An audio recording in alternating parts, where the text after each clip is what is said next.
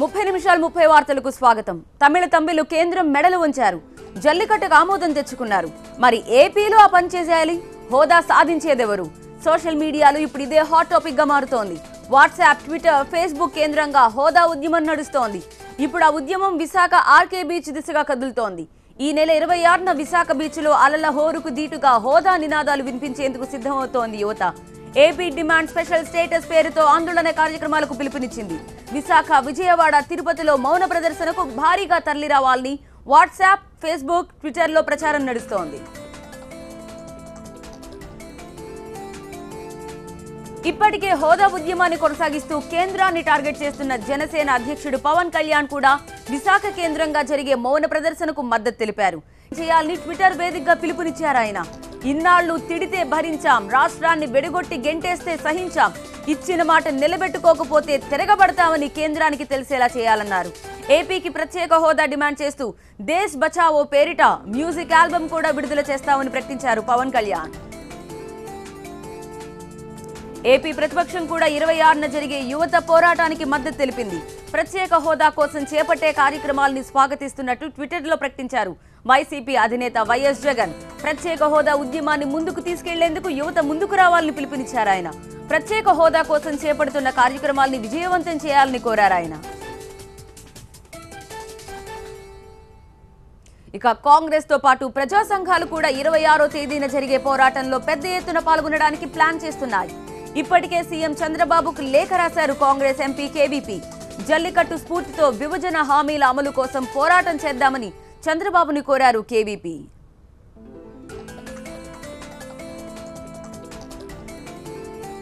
Social మీడియాలో బయట జరుగుతున్న ప్రచారంతో ఏపీ సీఎం చంద్రబాబు స్పందించారు. యువత ఆందోళన చేయాలని భావించడం సరికాదన్నారు. హోదాకి సమానంగా ప్యాకేజ్ వచ్చినప్పుడు పోరాటం చేయాల్సిన అవసరం ఏముందని ప్రశ్నించారు ఆయన. భవిష్యత్తును నాశనం చేసుకోవద్దని యువతకు సూచించారు ఏపీ సీఎం. విశాఖలో కాగడాల ప్రదర్శన ఎందుకు చేస్తున్నారని, ఆ సిటీకి ఉన్న పేరును చెడగొట్టడానికా అని యువతను ప్రశ్నించారు చంద్రబాబు. విశాఖపట్నం బ్యూటిఫుల్ సిటీ తయారు చేస్తే మేము కాగడాలు కుదిరేతా ఉంటుంది. ఏం జరుగుతాయంటారా? విశాఖపట్నం ఎప్పుడు ఆలోచన ఉదు సైక్లోన్ వచ్చిన తర్వాత విశాఖపట్నం డెవాస్టేషన్ అయ్యి ఇంక ఈ విశాఖపట్నానికి భవిష్యత్తు ఉందా అనే పరిస్థితిలో ఇప్పుడు ఒక సుందరమైన నగరంగా తయారు చేసి 2 సార్లు ఇన్వెస్టర్స్ మీట్ పెట్టాం. ఇన్వెస్ట్మెంట్లు వస్తున్నాయి. ఇంకొక పక్క ఫిన్టెక్ హబ్గా తయారు చేశాం. ఇంకొక పక్క నేవీ ఫ్లీట్ అక్కడే కండక్ట్ చేశాం. ఎవరు వచ్చినా ఆశ్చర్యంగా ఇది విశాఖపట్నమేనా, ఇండియానేనా అనే పరిస్థితి ఉంటే మీరు నేను కాగడ ఎత్తుకొని తిరుగుతానంటే తిరిగితే అంటే ఎవరు రాకూడదనా? అమెరికా అధ్యక్షుడు డొనాల్డ్ ట్రంప్ కు చుక్కలు కనబడుతున్నాయి. యుఎస్ వ్యాప్తంగా మహిళలు ఒక్కటై ట్రంప్ కు వ్యతిరేకంగా ఆందోళనలు చేస్తున్నారు. ప్రవాస భారతీయ సెనేటర్లు ఈ ఉద్యమంలో కీలక పాత్ర పోషిస్తున్నారు. అమెరికన్ ఇండియన్ సెనేటర్లు రాజా కృష్ణమూర్తి, ప్రమీలా జైపాల్, కమలా హ్యారిస్, అమేబిరా ఆందోళనకారులకు మద్దతుగా నిరసన కార్యక్రమాల్లో పాల్గొన్నారు.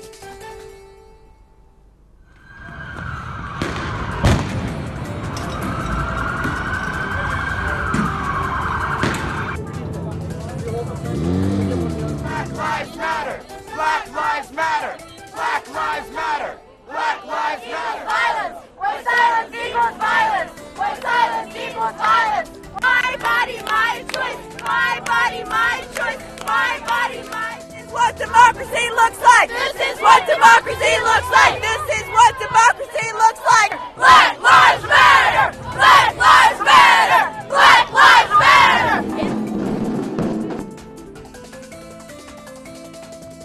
Time for our country, where we are collectively looking in a mirror and with furrowed brow asking this question, who are we? I believe the answer is a good one. Imperfect though we may be, I believe we are a great country. We together are powerful, and we are a force that cannot be dismissed or written off onto the sidelines. జల్లికట్టుకు మద్దతుగా తమిళనాడులో ఉద్యమిస్తే అటు కొలంబియాలో bull fight కు వ్యతిరేకంగా గళమెత్తారు జనం. మూగజేవాల్ని హింసకు గురి చేయడం సరికాదంటూ నినదించారు. నిరసనల్ని బేఖాతరు చేస్తూ బుల్ ఫైట్ నిర్వహించడంతో ఆందోళనలు ఉధృతం చేశారు కొలంబియన్లు. కొలంబియాలో వారం రోజులుగా బుల్ ఫైట్ ఈవెంట్స్ జరుగుతున్నాయి. దీంతో మళ్లీ ఆందోళనలు ఊపందుకున్నాయి.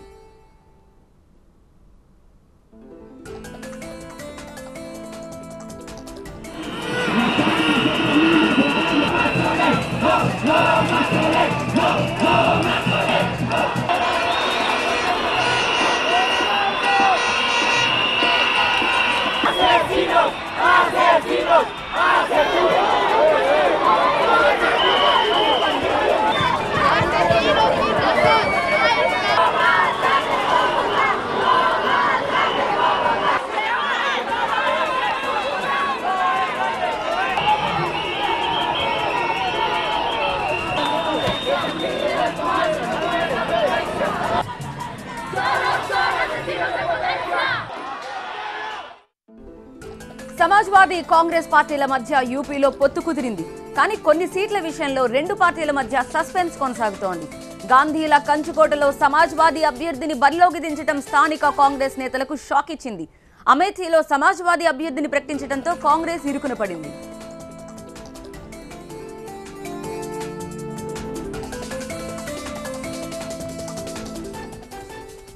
ఇక విజయనగరం జిల్లాలో జరిగిన హిరాఖండ్ ఎక్స్ప్రెస్ ప్రమాదంపై జాతీయ దర్యాప్తు సంస్థ ఎన్ఐఏ దృష్టి పెట్టింది.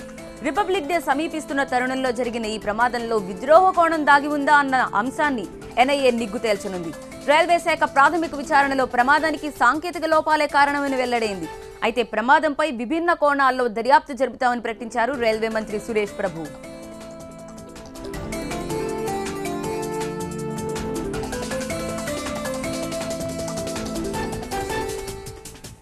తెలంగాణకు భారీ పెట్టుబడుల్ని తీసుకురావడమే లక్ష్యంగా కేటీఆర్ జపాన్ పర్యటన కొనసాగుతోంది. అక్కడ దిగ్గజ కంపెనీల ప్రతినిధులతో సమావేశమైన కేటీఆర్ తెలంగాణలో పెట్టుబడులకున్న అవకాశాలను, వనరుల్ని వివరించారు. ప్రభుత్వ పాలసీలు, రాయితీలను వివరించి పెట్టుబడులతో రావాలని ఆహ్వానించారు. రీటైల్ దిగ్గజం మూజీ కంపెనీ ప్రతినిధులతో భేటీ అయిన కేటీఆర్ మూజీ స్టోర్ ఏర్పాటు చేయాలని ఆహ్వానించారు.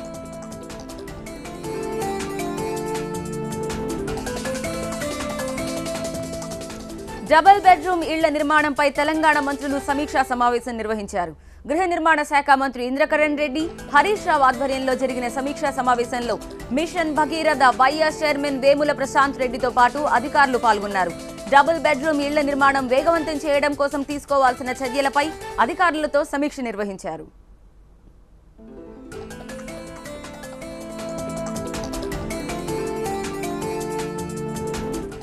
జేఏసీ చైర్మన్ కోదండరాం పార్టీ పెడతారని అనుకోవడం లేదని అన్నారు టీపీసీసీ చీఫ్ ఉత్తమ్ కుమార్ రెడ్డి. ప్రభుత్వ వ్యతిరేక శక్తులు బడపడాల్సిన అవసరం ఉందని గాంధీ భవన్లో మీడియా చిట్ చాట్ లో అన్నారు ఆయన. యూపీ ఎన్నికల తర్వాత తెలంగాణలో రాహుల్ గాంధీ పర్యటిస్తారని చెప్పారు ఆయన. తెలంగాణ స్కూల్ టీచర్స్ ఫెడరేషన్ డైరీని ఉత్తమ్ ఆవిష్కరించారు.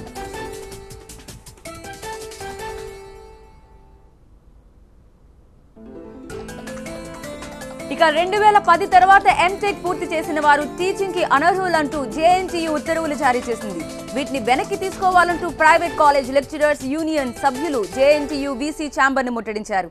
దేశంలో ఎక్కడా లేని నిబంధనను జేఎన్టీయూ విధించడం దారుణమని ఈ సందర్భంగా అన్నారు ఆందోళనకారులు.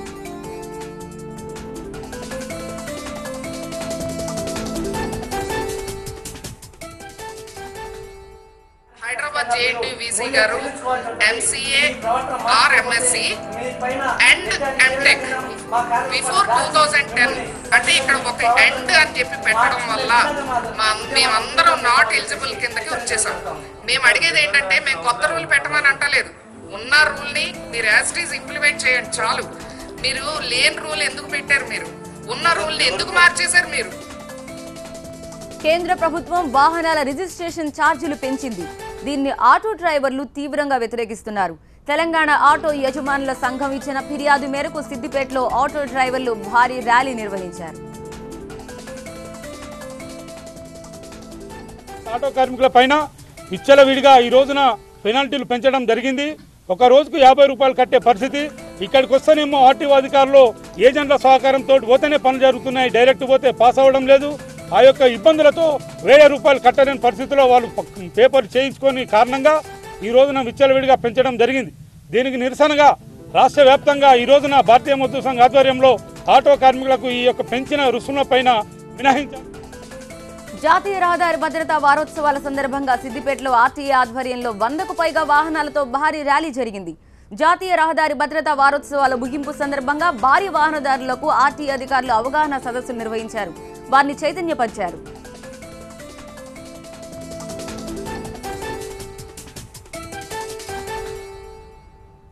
కుకట్పల్లిలో ఉన్న యాక్సిస్ బ్యాంక్ ఏటీఎంలో చోరీకి దొంగలు ప్రయత్నించారు.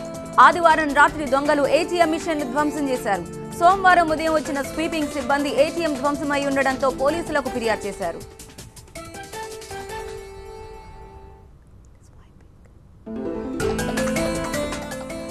హైదరాబాద్ లో స్వైన్ ఫ్లూ మరణాలు కొనసాగుతూనే ఉన్నాయి. గాంధీలో మరొకరు చనిపోయారు.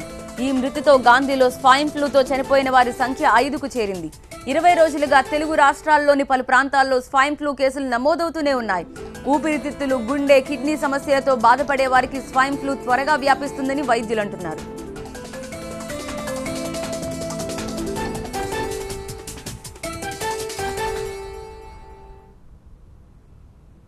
హైదరాబాద్ పాత బస్తీకి చెందిన ఉమర్ హుసేన్ అనే విద్యార్థి భవనంపై ఆడుకుంటూ ఉండగా 11 kV విద్యుత్ తీగలు అతన్ని లాగేశాయి.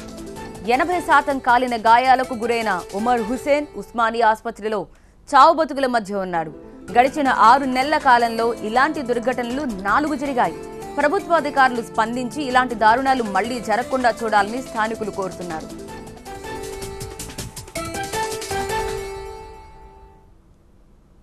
मस्जिद के शटर पे चढ़े तो पोल के जो वायर है 11,000 वोल्ट का वायर है वो डिस्ट्रिक्ट पोल जा रहा उधर से मस्जिद के से।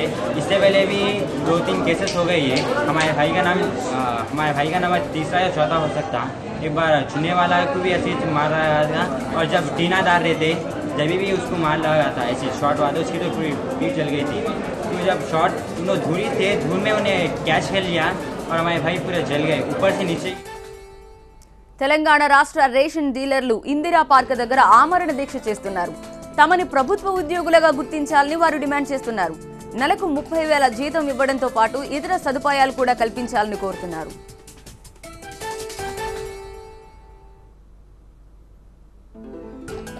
రేషన్ డీలర్లను ప్రభుత్వ ఉద్యోగాలకు గుర్తించాలి లేదా కనీస గౌరవ వేతనం 30,000 ఇవ్వాలని గతంలో ప్రభుత్వాన్ని ఎన్నో మార్లు కోరడం జరిగినది.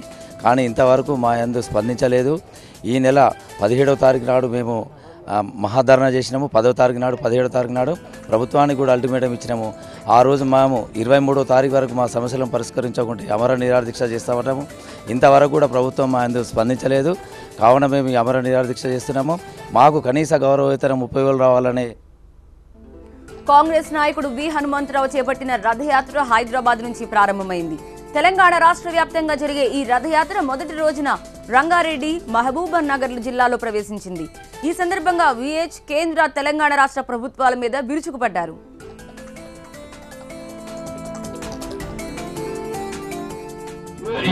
నాడు రద్దు చేసినటువంటి నవంబర్ 8 రద్దు చేసిన తెల్లారి నుంచి చూస్తే ఇప్పటికీ 50 సార్లు చేంజ్. ఒకనాడు 200, ఒకనాడు 300, ఎక్కువైతే ఏది ఏటీఎంలో డ్రా చేయాలంటే 2,000, అది కూడా 2,000 వస్తాయి లేకుంటే లేదు. ఇక కొన్ని ఏటీఎంలలో 500 నోట్లు వస్తుంది, గాంధీనే తీసేసి ఇంకో 2,000 నోట్లలో గాంధీ ముఖం ఇటుంటే అటయింది. ఏమిన్నా ఈ తొందరపాటు నిర్ణయం ఎవరు తీసుకోమన్నా? వరంగల్ నగరంలో చైన్ స్నాచర్లు రెచ్చిపోతున్నారు. ఏమరపాటుతో ఉన్న ఒంటరి మహిళలను గమనించి మంగళసూత్రాలు తెంచుకుపోతున్నారు. వరంగల్ శాంతినగర్ లో పల్సర్ వాహనం మీద వచ్చిన దొంగ రాజ్యలక్ష్మి అనే మహిళ మెడలో నుంచి మంగళసూత్రం తెంచుకుని పారిపోయాడు. రాజ్యలక్ష్మి అరుపులు విని స్థానికులు అప్రమత్తమై దొంగను పట్టుకునే ప్రయత్నం చేశారు.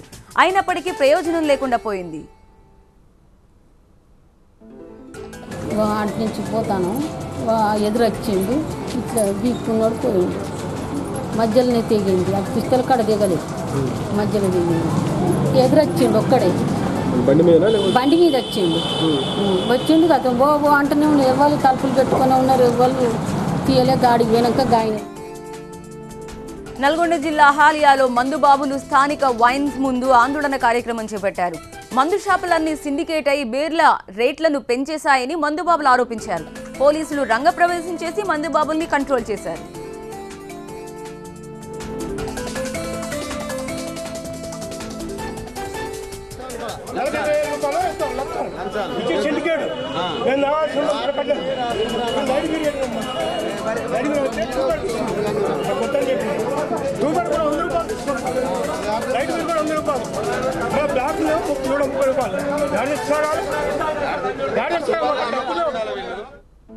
జీహెచ్ఎంసీలో డిప్యూటీ మేనేజర్గా పనిచేసి రిటైర్మెంట్ తీసుకుని ఆ తర్వాత కూడా జీహెచ్ఎంసీలోనే పనిచేసి మొత్తం 25 లక్షల రూపాయల చీటింగ్ చేసిన వ్యక్తిని పోలీసులు అరెస్ట్ చేశారు.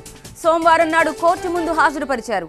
ఈ చీటింగ్ భాగోతంలో మరో 2 వ్యక్తుల ప్రమేయం కూడా ఉందని, వారిని కూడా త్వరలోనే అరెస్ట్ చేస్తామని చెప్తున్నారు పోలీసులు. హైదరాబాద్ కూకట్పల్లిలో తప్పతాగిన యువతరం కార్ యాక్సిడెంట్ చేసింది. 2 అబ్బాయిలు 2 అమ్మాయిలు ఉన్న ఓ కార్ వేగంగా ప్రయాణిస్తూ అదుపు తప్పి రోడ్డు పక్కనే ఉన్న చెట్టును బలంగా ఢీకొంది. సమయానికి కారులో ఉన్న సేఫ్టీ బ్యాగ్లు తెరుచుకోవడంతో 4గురికి ప్రాణాపాయం తప్పింది. అయితే యాక్సిడెంట్ అయిన వెంటనే యువకులు తాళం వేసి అక్కడి నుంచి పారిపోయారు.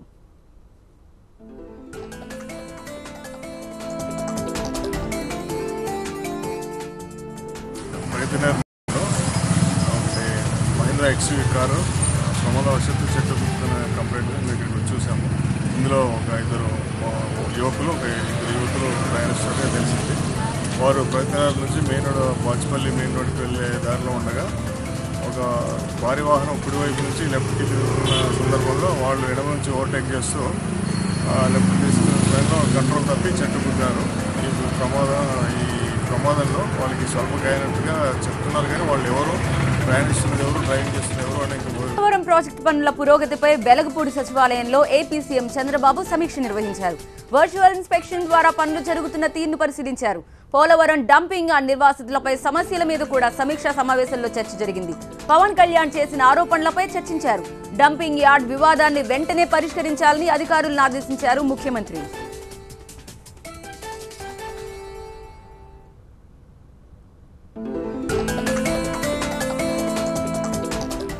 మార్చి మొదటి వారంలో బడ్జెట్ ప్రవేశపెడతామన్నారు ఏపీ ఆర్థిక మంత్రి యనమల రామకృష్ణుడు. బడ్జెట్ రూపకల్పనపై అధికారులతో సమీక్ష చేశారు ఆయన. శాఖలు చాలా కోరికలు కోరినా రెవెన్యూ పరిమితుల్ని బట్టి కేటాయింపులుంటాయన్నారు. గత 3 ఏళ్ల ఖర్చుల్ని పరిశీలించి నిధులు కేటాయిస్తామన్నారు యనమల.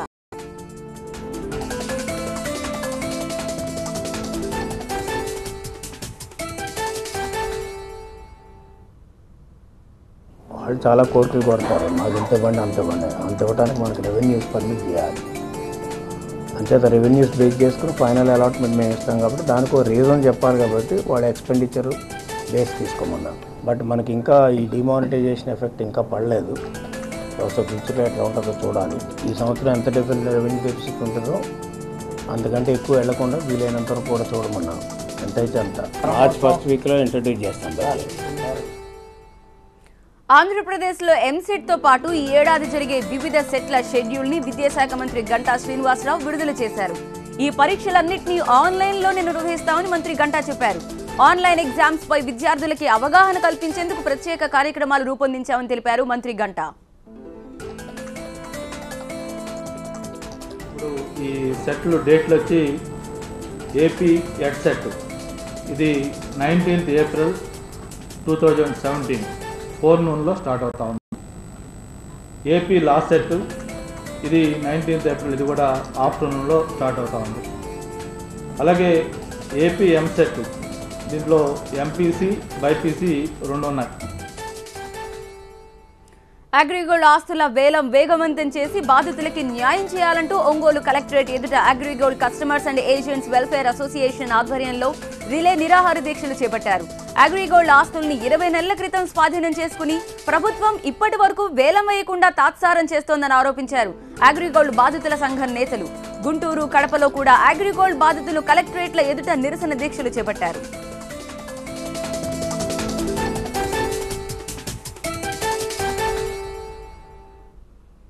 మావోయిస్టుల నుంచి పోలీసులు రక్షణ కల్పించాలని మావోయిస్టు బాధితుల సంఘం సభ్యులు కోరుతున్నారు. ఈ మేరకు కడపలో సంఘం సభ్యులు ర్యాలీ చేపట్టారు. జిల్లా ఎస్పీకి వినతి పత్రం సమర్పించారు. ఇప్పటికే మావోయిస్టులు ఇన్ఫార్మర్ల నెపంతో తమ కుటుంబ సభ్యుల్ని చంపేశారని, తమకు మావోయిస్టుల భయం ఉన్నందువల్ల రక్షణ కల్పించాలని విజ్ఞప్తి చేస్తున్నారు పోలీసులు.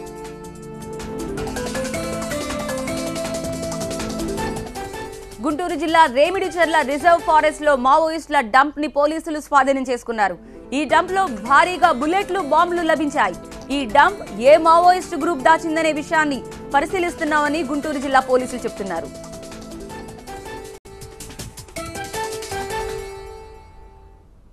కాపుల్ని బీసీలో చేర్చడంలో భాగంగా అభిప్రాయ సేకరణ కోసం ఏర్పాటు చేసిన మంజునాథన్ కమిషన్ నెల్లూరులో పర్యటించింది. ఈ సందర్భంగా భారీ స్థాయిలో నిరసనలు, ఆందోళనలు, బైఠాయింపులు, పోలీసులతో వాగ్వివాదాలు జరిగాయి. బీసీ సంఘాల నాయకులు ఈ ఆందోళనలో పాల్గొన్నారు. కాపుల్ని బీసీల్లో చేర్చితే ఒప్పుకోమని వారి సందర్భంగా స్పష్టం చేశారు. ఉద్రిక్త పరిస్థితుల మధ్య అభిప్రాయ సేకరణ చేయాలని కమిషన్ ప్రయత్నించినా వీలు కాలేదు. కల్పించింది బీసీల శాతమే. ఒక్కసారి చంద్రబాబు నాయుడు గారిని నిద్రపోతానైనా అనుకోమని చెప్పండి. చంద్రబాబు నాయుడు